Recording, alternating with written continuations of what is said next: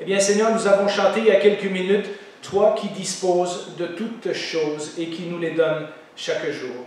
Et nous sommes conscients, en venant dans ta maison aujourd'hui, que tu as disposé ces choses, notre santé, notre liberté, ce bâtiment que nous possédons, la technologie que nous avons, afin que nous puissions être tous ensemble, assis à tes pieds, comme des enfants qui ont hâte d'entendre ce que leur Père veut leur enseigner. Seigneur, que nous puissions venir dans une attitude de révérence et de recueillement, mais dans une attitude aussi d'attente des choses, des bonnes choses que ta parole peut provoquer chez nous. Que nos cœurs et nos esprits soient ouverts afin que nous puissions écouter tout ce que tu as à nous dire attentivement. Au nom de Jésus, nous te prions. Amen. Alors, comme je l'ai dit il y a quelques minutes, nous allons aujourd'hui regarder le 5e message dans Habakkuk que j'ai intitulé « Dieu fera justice ». Et si vous vous rappelez un peu, la dernière fois, nous avons dit que Habakkuk a des questions et Dieu va lui révéler deux principes importants qui sont en fait dans toute la Bible, et ces deux principes importants avec lesquels Dieu fonctionne. C'est d'abord que le juste vivra par sa foi, mais que le méchant subira également un jour, donc le méchant c'est celui qui se détourne de Dieu, celui qui vit comme si Dieu n'existait pas, le méchant subira un jour la justice de Dieu parce qu'il aura refusé son pardon, parce qu'il aura refusé de se soumettre à Dieu par la foi, parce qu'il aura refusé le sacrifice de Jésus, parce qu'il aura refusé la main tendue que Dieu tend. Et évidemment, pour Habakkuk, c'était une situation très pratico-pratique, parce que les Babyloniens étaient à la porte et menaçaient de destruction le pays, et Dieu lui a dit dans ce contexte, vis par la foi, c'est-à-dire fais-moi confiance, je m'occupe du reste. Et le reste, c'est ce que nous allons voir aujourd'hui. Dieu demande à ses fidèles de vivre par la foi, mais il va donner des avertissements sérieux aux gens, comme les Babyloniens, qui rejettent l'intervention de Dieu dans leur vie. Si Habakkuk avait été attentif, vous vous rappelez, on a dit que Habakkuk avait posé une question à Dieu à propos de sa société. Comment ça que Dieu permet que toute sa société qui, il n'y a pas tellement longtemps, était religieuse, s'en aille à la dérive? Et Dieu dit, oui, je suis au courant, je vais envoyer les Babyloniens pour punir mon peuple. Et la deuxième question d'Habakkuk, évidemment, était, mais Seigneur, comment peux-tu faire ça? Ils sont pires que nous. Et Dieu lui a donné à ce moment-là, en réponse, comme principe, toi, vis par la foi. Le juste vivra par la foi. Et maintenant, Dieu va parler du sort qui attend les Babyloniens. Mais si Habakkuk avait été attentif à la première réponse de Dieu, il aurait déjà remarqué dans le chapitre 1, au verset 11, que Dieu condamnait dans son discours les Babyloniens. Et nous lisons au verset 11 la description que Dieu donnait du Babylonien. Alors il change d'avis et poursuit sa marche, et il se rend coupable. Pourquoi? Parce que sa force à lui, voilà son Dieu. Et si Habakkuk avait fait attention à ce petit bout de verset, il aurait compris que déjà dans cette phrase-là, il y a un jugement de Dieu. Dieu reproche aux Babyloniens de compter sur leur propre force. Et alors, évidemment, il n'aurait pas eu la deuxième complainte, mais alors nous n'aurions pas la parole de Dieu qui nous explique le reste, et donc Dieu a voulu ça de cette façon-là. Maintenant, Dieu va répondre à Habakkuk ce qu'Habakkuk n'a pas perçu dans la première réponse de Dieu. Et la réponse à la seconde question d'Habakkuk, on l'a vu la dernière fois, est venue d'abord sous forme positive. Devant le monde dans lequel on vit, quoi faire? Et Dieu dit, si tu es juste, tu vivras par la foi. Et aujourd'hui, elle vient sous forme négative pour celui qui est orgueilleux et qui est arrogant et qui n'a pas besoin de Dieu et qui pense qu'il peut vivre à d'autres conditions que celles que Dieu a fixées. La dernière fois également, si vous vous en souvenez, nous avons pris la peine de souligner que le Seigneur lui dit au début du chapitre 2, « Ce que je vais te dire est extrêmement important, il faut que les générations suivantes puissent le lire et s'en souvenir, donc mets-le par écrit. » Et donc, Habakkuk a mis par écrit le principe « le juste vivra par la foi », mais Habakkuk a également mis par écrit ce qui va suivre aujourd'hui. Si elle était importante, la réponse de Dieu, au sujet de savoir comment on vit pour Dieu, hein, vivre par la foi, eh bien, la réponse d'aujourd'hui est également importante pour ceux qui persistent à croire ou à vivre comme si Dieu n'existait pas. Alors, on peut mettre, c'est un chapitre un peu poétique, donc je vais vous l'expliquer au fur et à mesure. On peut mettre le verset 5. Alors, Dieu commence son oracle ou sa prophétie de cette façon. Certes, le vin est traître, l'arrogant ne reste pas tranquille, il élargit sa bouche comme le séjour des morts. Hein, donc vous comprenez, celui qui est arrogant, il parle de plus en plus et il fait de plus en plus grands projets, mais comme la mort. Il est insatiable comme la mort, il accueille toutes les nations, il rassemble auprès de lui tous les peuples. Les Babyloniens, avec leur arrogance, faisaient l'envie de tous les autres peuples, les gens voulaient leur ressembler. Mais Dieu va leur dire, dans la suite du chapitre, que les mêmes attitudes que les Babyloniens ou que le méchant a utilisées pour dominer les autres, et en particulier son arrogance ou son orgueil, c'est-à-dire « moi je n'ai pas besoin de Dieu, je m'arrange tout seul », que cette attitude va être sa propre perte. Et Dieu va prononcer, et on le va voir aujourd'hui et la semaine prochaine, 5 malédictions, hein, ou 5 jugements contre Babylone au sujet d'attitudes qu'elle a eues. Et le premier jugement, je l'ai intitulé ainsi, « Les voleurs payeront un prix élevé ». Les Babyloniens n'étaient pas juste des redoutables guerriers, on sait qu'ils ont conquis l'Empire assyrien en quelques années, c'était aussi des gens qui étaient très avides, comme à peu près tous les empires qui conquièrent d'autres, c'était des gens très avides de prendre tout ce qui ne leur appartenait pas, accumuler les richesses, piller les territoires des gens qui dominaient, etc., etc. En d'autres mots, le Seigneur leur dit dans ce jugement que les pillards seront à leur tour pillés. Vous vous rappelez, j'ai dit tantôt que Dieu va dénoncer 5 attitudes avec lesquelles les Babyloniens ont vécu, et maintenant Dieu va donner 5 jugements qui vont aller avec ces attitudes. Donc celui qui volait, un jour, va se faire voler également. Nous lisons ceci à partir du verset 6. Et il parle de la chute de Babylone, mais tous feront de lui un sujet de proverbes, de moqueries et d'énigmes, et on dira « Malheur à celui qui accumule ce qui n'est pas à lui. » Jusqu'à quand? Malheur à celui qui augmente le fardeau de ses dettes. Tes créanciers ne vont-ils pas se lever tout d'un coup? Tes oppresseurs ne vont-ils pas se réveiller?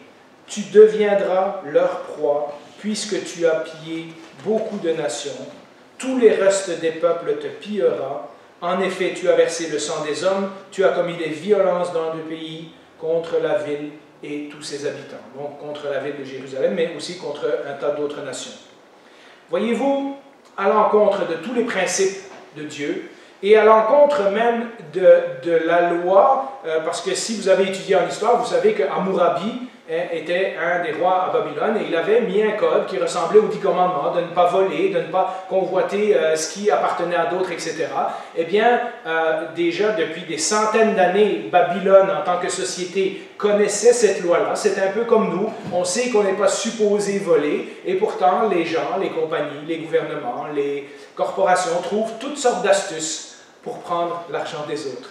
Vous voyez que l'intérêt des gens qui sont au pouvoir, l'intérêt des empires, l'intérêt des gens qui dominent les autres est de prendre ce qui appartient à d'autres. Les Babyloniens étaient célèbres, comme beaucoup d'autres nations, pour piller les ressources des peuples qu'ils avaient conquis. Mais le verset 6 nous indique, et vous le voyez au tableau, nous indique qu'en plus de ça, lorsqu'il parle de le fardeau de ses dettes, eh bien, c'est que les Babyloniens exigeaient en plus des tribus, c'est-à-dire qu'en plus d'avoir tout volé dans le pays, ils imposaient une taxe chaque année. Hein? Ça, c'est comme aujourd'hui les compagnies qui chargent des taux d'intérêt exorbitants. Dans plusieurs religions, je pense encore chez les Juifs et chez les musulmans, on n'est pas supposé de charger des intérêts trop élevés parce que charger des intérêts élevés finit par ruiner quelqu'un. Or, nous savons que dans notre société, c'est une pratique courante. Ce qui veut dire que depuis 3000 ans, les choses n'ont pas changé. Les Babyloniens, un jour, vont devoir une dette à d'autres. Hein, quand ça parle des créanciers, c'est cela. Car un jour, tous les peuples que les Babyloniens avaient conquis vont se mettre ensemble pour attaquer Babylone et lui faire ce que Babylone leur a fait à eux. Et ils vont s'emparer des richesses de Babylone. C'est d'ailleurs ce qui est arrivé peu après, quelques années après le passage que nous lisons dans Habakkuk, lorsque les Mèdes et les Perses se sont mis ensemble et ont conquis l'Empire babylonien en une seule nuit.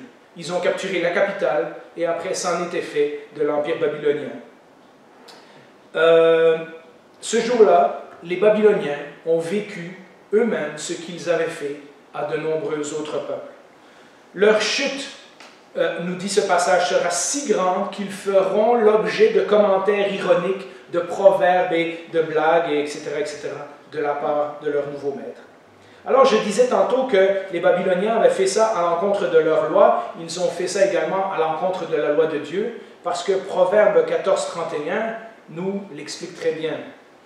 Exploiter le faible, c'est insulter son Créateur. Et je pense qu'il y a des gens dans notre société aujourd'hui qui devraient sérieusement lire ce genre de verset. Mais faire grâce aux pauvres, c'est l'honorer, c'est-à-dire c'est honorer Dieu. Ce verset devrait servir d'avertissement sérieux pour notre propre société ou de nombreuses pratiques financières, et pas nécessairement parce que nous avons conquis d'autres nations par les armes, mais simplement parce qu'il y a des gens qui obtiennent des postes de pouvoir et qui abusent financièrement des plus pauvres. Lorsque des compagnies exigent des remboursements exorbitants, lorsque des gens profitent de l'argent des autres. Vous vous rappelez les scandales de Norbourg et tout ça, où les gens investissent leur fonds de pension et se font laver par des gens malhonnêtes. Lorsque les gens accumulent aux dépens des plus petits, comment se fait-il qu'il y a quelques années, la différence entre les plus riches dans notre société et les plus pauvres était à peu près 40 fois le salaire, et qu'aujourd'hui c'est des 400, 500 fois le salaire moyen. Il y a depuis 20 ou 30 ans un écart entre les plus riches et les plus pauvres qui n'est pas acceptable dans une société démocratique comme la nôtre. Lorsque on s'enrichit aux dépens de ceux qui ont moins que nous, et que ce soit une institution, que ce soit une entreprise, que ce soit même en tant qu'individu, ce sont des pratiques malheureusement courantes dans notre société. La réalité, et pourquoi ce passage est si dur, exploiter le faible, c'est insulter son Créateur, c'est parce que lorsque vous volez les économies de quelqu'un qui n'est pas riche, vous le mettez en danger de mort. Lorsque quelqu'un se retrouve que son fonds de retraite a été siphonné, il y a des chances qu'il ne puisse pas bien vivre sa vieillesse. Vous voyez, ça a même un effet, on dit c'est juste de l'argent, mais pour certaines personnes, de se faire voler son argent, ça a des effets physiques, puisqu'ils doivent déménager dans des appartements plus petits, ils coupent dans leur nourriture parce qu'ils n'ont pas assez d'argent pour se nourrir, et donc vous voyez que notre société, autant que les Babyloniens, devrait prendre garde à ce genre d'avertissement. Le Seigneur prévient que malgré que le juste vivra par la foi, et malgré que les questions d'Habakkuk ne sont pas toujours répondues, il demande jusqu'à quand Seigneur tu vas permettre, etc., etc., le Seigneur lui explique comment il fonctionne. Un jour, ceux qui volent seront volés à leur tour. Et ça devrait être un avertissement sérieux pour les sociétés de toutes les époques. Nous arrivons au deuxième jugement. Ceux qui se croient en sécurité seront ébranlés.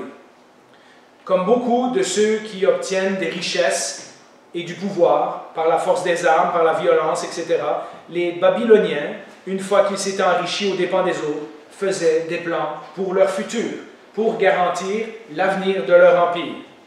Nous lisons à partir du verset 9, « Malheur à celui qui amasse pour sa maison des gains malhonnêtes afin de placer son nid sur les hauteurs. » Alors vous comprenez, ce passage, Dieu parle spécifiquement des Babyloniens. Pour se garantir de l'atteinte du malheur.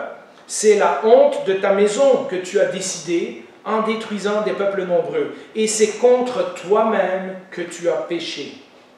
En effet, la pierre crie au milieu de la muraille et le bois de la charpente lui répond. Les Babyloniens avaient acquis une immense richesse par la violence et par le sang versé. Maintenant, ils s'imaginaient qu'ils pouvaient agrandir leur royaume ou garantir la sécurité de leur royaume, agrandir leur gloire et leur pouvoir et leur empire en faisant des grands projets de construction avec l'argent qu'ils avaient volé aux autres. Mais le Seigneur le répond avec une expression, je ne sais pas si ça existe en français, mais en anglais je l'ai déjà entendu, « si les murs pouvaient parler ». Et lorsqu'il dit la pierre et le bois, eh bien il fait référence à la pierre et au bois que les Babyloniens ont utilisé pour faire leur grande construction. Et il dit la pierre et le bois de leur grande construction seront les témoins même de leur avidité et de leur cupidité.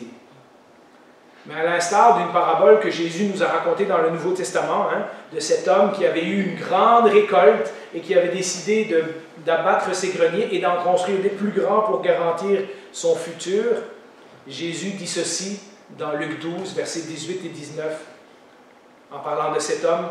« Ah, se dit-il enfin, je sais ce que je vais faire. Je vais démolir mes greniers pour en construire des plus grands, et j'y entasserai tout mon blé et tous mes autres biens.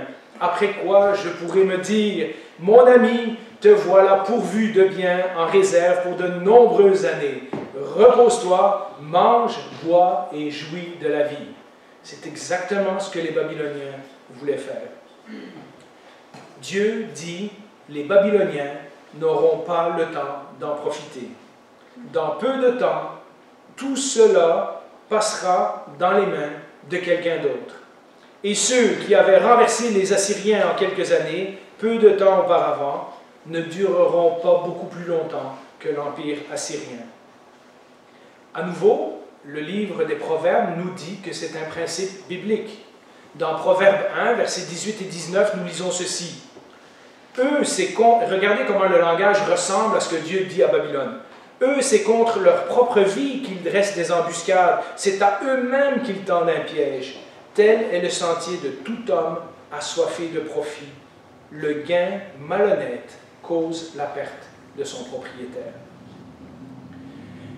Vous savez, de nouveau, je ne pouvais pas m'empêcher de faire un saut facile avec notre monde et notre société d'aujourd'hui, puisque notre monde, encore aujourd'hui, ne manque pas de gens, mais aussi de corporations, de politiciens, de patrons de compagnies, de propriétaires divers, etc., qui raisonnent encore comme cela.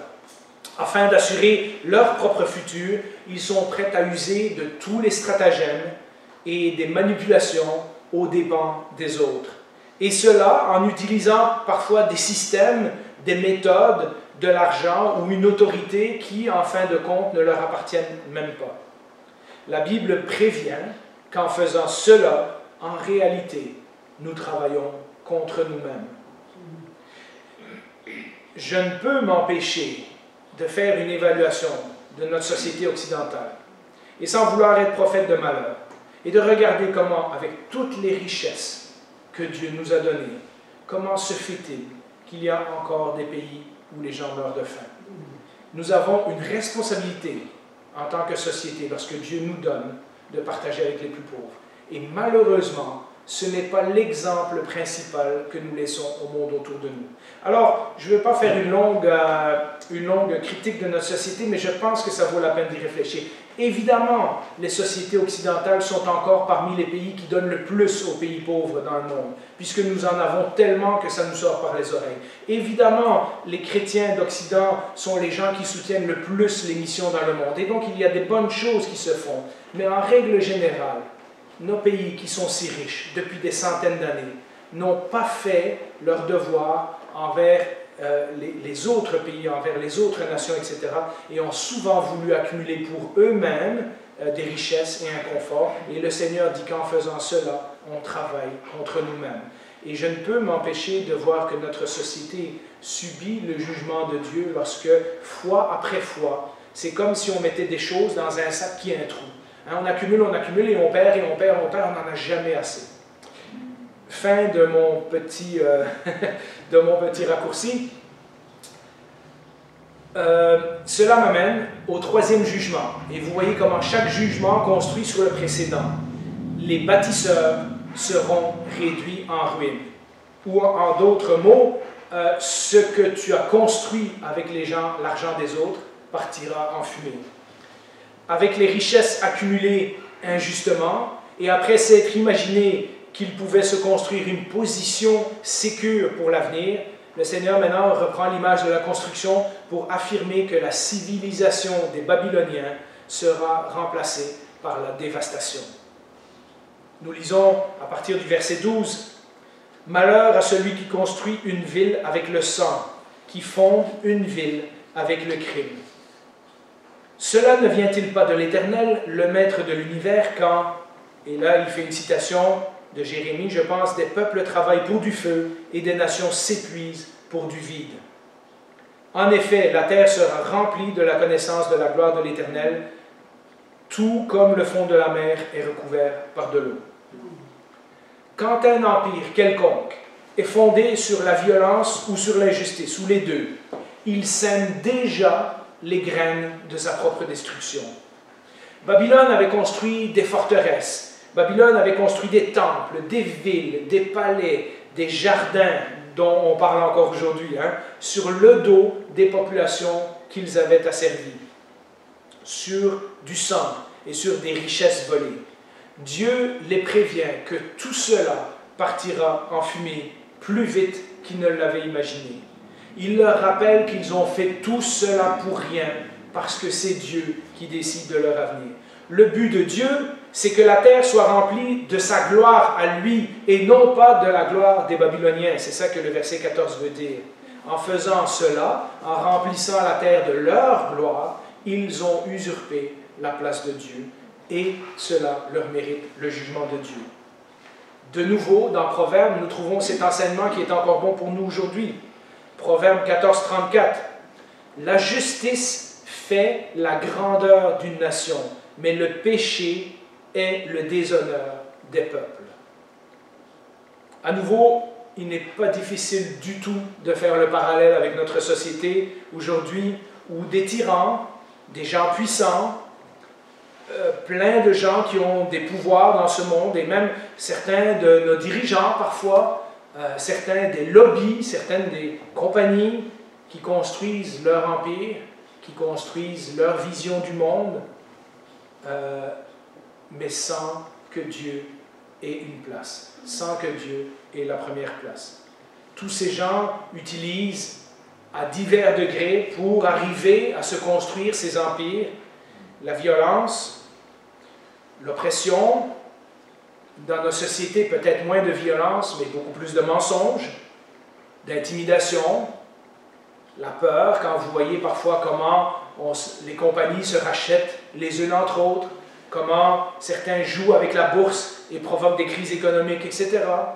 La confusion, l'incertitude, vous savez comment on nous dit que telle affaire va augmenter, donc on devrait placer son argent ici ou là, comme si ces gens étaient là pour nous faire du bien, comme si leur but c'était de nous rendre riches. Et évidemment, il faut placer notre argent chez eux. Et eux, ils vont faire avec notre argent des choses, pas toujours très recommandables. Parfois, on utilise la revanche, parfois on utilise le favoritisme. Souvent, on utilise dans notre monde la corruption de toutes sortes de façons. Toutes ces choses qui sont utilisées pour bâtir des civilisations, des empires, des compagnies, des systèmes économiques, sans Dieu, ne résisteront pas, nous dit Dieu, au jour de son jugement. Ce qui était vrai pour les Babyloniens est encore vrai pour chaque société, chaque empire, chaque compagnie, chaque corporation, mais également chaque individu qui pense qu'il peut s'enrichir sur le dos des autres. Le jugement de Dieu viendra certainement. J'aimerais arrêter pour aujourd'hui. Il y a 2 autres jugements que nous verrons la semaine prochaine. Mais vous voyez le portrait que Dieu est en train de dresser à Habakkuk. D'un côté, il y a le juste qui vit par sa foi. Et oui, il y a du mal, et il y a de l'injustice, et il y a du vol, et il y a tout ce que les Babyloniens ont fait à d'autres. Des gens le font encore aujourd'hui à d'autres êtres humains. Et Dieu répond à Habakkuk 2 principes. Le juste, celui qui est fidèle, il vivra par la foi, par la confiance en Dieu. Mais les méchants, ceux qui s'imaginent qu'ils peuvent faire tout ça, ceux devant lesquels on reste parfois impuissant parce qu'on dit quand le Seigneur va-t-il régler les problèmes de notre société, l'injustice, le vol, la corruption, le mensonge, etc., etc. Eh bien, le Seigneur nous prévient. Aussi certainement que le juste vivra par la foi, le méchant périra par sa propre attitude. Et ça, c'est un avertissement très, très, très sérieux. La conclusion du message pour aujourd'hui, et il y aura une autre conclusion la prochaine fois, c'est que le jugement viendra certainement. Et ça, ce n'est pas une bonne nouvelle. Malheureusement, lorsqu'on prêche l'Évangile, on doit annoncer la bonne nouvelle de l'amour de Christ, mais on doit aussi annoncer la mauvaise nouvelle de ce qui arrive aux gens qui rejettent Christ et qui seront séparés de Dieu pour l'éternité. Dieu a prévu que le juste vivra par sa foi et que le méchant subira un jour les conséquences de son rejet de Dieu. Et évidemment, vous pouvez le voir, les jugements qui ont été prononcés contre Babylone servent encore d'avertissement pour toute l'humanité aujourd'hui. Une humanité qui essaye souvent de vivre sans Dieu et qui se confie dans ses propres forces. Je vous ai dit tantôt, la Bible parfois appelle ces gens-là des méchants, parfois elle les appelle des orgueilleux ou des arrogants, parfois elle dit même des fous. Hein, les gens qui pensent qu'ils sont sages, mais en réalité, le fou dit en son cœur, il n'y a pas de Dieu, c'est-à-dire, il vit comme si Dieu n'existait pas. Et donc, la Bible a une variété de façons de décrire les gens qui vivent sans Dieu, pas des mots très flatteurs, mais c'est comme ça que la Bible décrit les gens qui ne veulent rien savoir de Dieu. Le jugement de Babylone sert d'avertissement pour nos sociétés, mais aussi pour les individus qui essayent de vivre d'après leur propre force. Le verset 14 nous rappelle qu'ultimement, toute la terre saura qui est l'Éternel, car la terre sera remplie de sa gloire. Et ça arrive un jour. Et ça arrivera le jour où nous verrons les jugements de Dieu s'accomplir sur la société. Les Israélites, qui avaient entendu la parole d'Habakkuk, ont pu constater quelques années après que les jugements que Dieu avait prononcés contre Babylone se sont réellement passés. Et donc, si c'est arrivé pour de vrai au temps d'Habakkuk, eh bien, ces jugements qui sont un avertissement pour notre société aujourd'hui, ces avertissements devraient être pris au sérieux parce qu'un jour, de nouveau, Dieu jugera le monde. Dans un sens, nous pouvons et nous devons nous réjouir lorsque la justice de Dieu est exécutée. Car cela nous montre que Dieu se préoccupe vraiment de nous. Si tout ce que le Seigneur demandait, c'est qu'on encaisse les coups, et puis après ça, il n'y a pas de justice, nous dirions, aux yeux de Dieu, je ne vaux rien. Mais parce que nous savons que Dieu va un jour remettre les pendules à l'heure, et va un jour faire justice, ça veut dire que Dieu se préoccupe du bien et se préoccupe de ses fidèles. En parlant de cette Babylone, qui en fait est venue à représenter dans toute la Bible, et puis encore aujourd'hui, c'est un symbole de ça, qui en est venu à représenter tous les empires méchants dans ce monde, parce que à divers moments de l'histoire, je pense que chacune de nos sociétés a le potentiel de devenir une Babylone en puissance. Le livre de l'Apocalypse, dans le chapitre 18, nous parle de la destruction de Babylone. Évidemment, dans le livre de l'Apocalypse, c'est une image de la ville de Rome, de l'Empire romain, mais c'est drôle que, justement, on utilise l'image de Babylone pour décrire la chute de l'Empire romain. Eh bien, dans Apocalypse 18, 20, en parlant de se réjouir de la justice de Dieu, le verset nous dit « Ciel, réjouis-toi à cause d'elle », c'est-à-dire à cause de la chute de Babylone. « Et vous, les saints, les apôtres et les prophètes, c'est-à-dire les chrétiens de toutes les époques, réjouissez-vous aussi, car Dieu vous a fait justice en la jugeant. » Voilà le verset qui prouve que Dieu s'occupe vraiment de nous. Un jour, les gens qui nous ont fait du mal, lorsque nous étions fidèlement en train de suivre Jésus-Christ, devront rendre des comptes à Dieu pour l'injustice qu'ils nous ont fait subir. Mais en même temps, nous ne devrions pas nous réjouir dans un esprit de vengeance, de dire « Ah, un jour, ils vont tous voir que moi j'avais raison et qu'eux avaient tort et Dieu va les punir et ça sera bien fait pour eux. » Ça, ce n'est pas l'esprit que Christ nous montre dans la Bible. Nous nous réjouissons de la victoire de Dieu sur le mal. Et cette victoire est absolument nécessaire parce qu'on ne peut pas imaginer de vivre toute l'éternité avec le mal et la souffrance qui continue. Hein?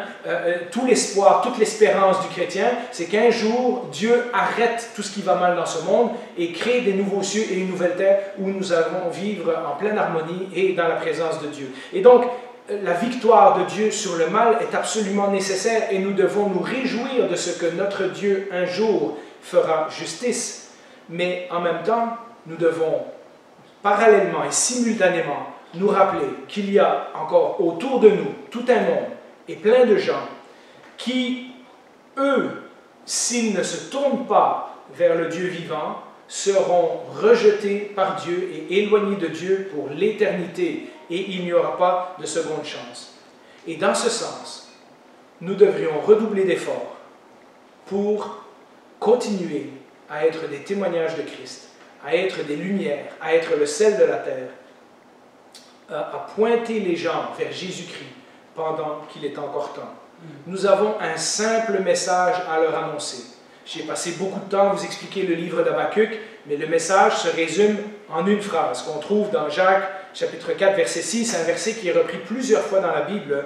Cependant, la grâce qu'il accorde, en parlant que Dieu juge des fois les gens, mais Dieu accorde une grâce encore plus grande, c'est pourquoi l'Écriture dit « Dieu s'oppose aux orgueilleux, aux arrogants, aux méchants, aux fous, etc.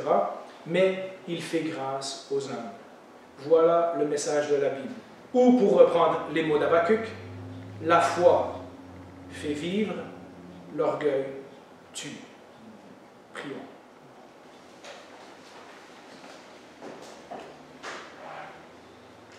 Seigneur, lorsque nous entendons ce message dans une société de tolérance, dans une société où on essaye de nous faire croire que tout le monde est beau et tout le monde est gentil, nous rendons compte que c'est un message difficile. Et parfois, nous pourrions avoir peur de l'annoncer. Et pourtant, si nous aimons vraiment les gens, que pouvons-nous faire de mieux que de les prévenir qu'ils se dirigent tout droit vers ton jugement? Seigneur, tu nous as sauvés, tu nous as montré comment vivre par la foi, tu nous as donné Jésus-Christ qui a payé pour nos fautes, qui est mort sur la croix pour nous, qui a fait de nous des héritiers de ta famille, des enfants adoptifs, et nous savons que nous allons passer l'éternité avec toi. Dans nos épreuves, dans nos difficultés, devant l'injustice de ce monde, ce sont notre espérance, ce sont les choses auxquelles on s'accroche, ce sont les choses avec lesquelles nous attendons avec impatience. Mais nous nous rendons compte, après le message d'aujourd'hui, que nos sociétés, les gens qui nous entourent et qui vivent sans toi, sont condamnés à passer l'éternité sous ton jugement. Seigneur, que tu puisses nous montrer de toutes sortes de façons, dans toutes les occasions que nous avons autour de nous, comment nous pouvons continuer d'annoncer ce message d'avertissement aux gens autour de nous. Aide-nous à le faire avec beaucoup de tact, avec beaucoup d'amour, mais aussi avec vérité. Seigneur, nous avons hâte d'entendre la suite, même si elle est difficile, mais elle nous rassure que tu prends soin de tes enfants et qu'un jour tu remettras le monde dans la bonne façon, alors que nous avions choisi, par notre désobéissance, de les détruire. Nous te remercions parce que tout cela est possible grâce au sacrifice de Jésus, qui a eu une obéissance parfaite et qui, bien qu'il ne l'avait pas à payer pour nous, a accepté de le faire. Que ce salut que nous connaissons, nous puissions le propager avec joie aux gens qui nous entourent, afin que d'autres entrent dans ton peuple et aient le plaisir de passer l'éternité avec nous et avec toi. Au nom de Jésus, nous te prions. Amen. Que le Dieu de l'espérance vous remplisse de toute joie et de toute paix dans la foi, pour que vous débordiez d'espérance par la puissance du Saint-Esprit. Amen. Amen. Bon dimanche.